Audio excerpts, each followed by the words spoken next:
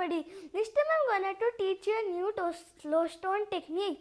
Here for that, first we keep here a domino, and after that we take two dominoes and we take them of the same color. To make it look clearly, we can do this, and we keep on building. But one note that this is a slow stone, it makes it slow. But if we build it too long, it will fail.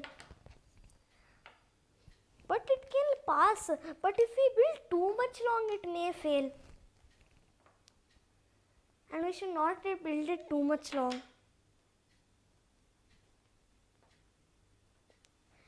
And after that, in between, we keep here a domino. And after that we take the same color domino.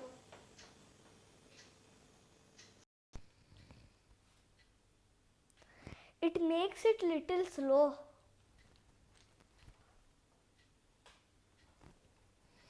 And after that we can build the normal domino line.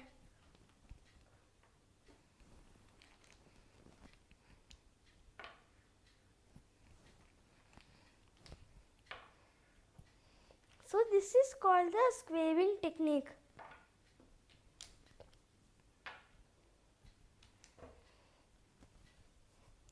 So let's topple it. Let's see. 3, 2, 1. Thank you.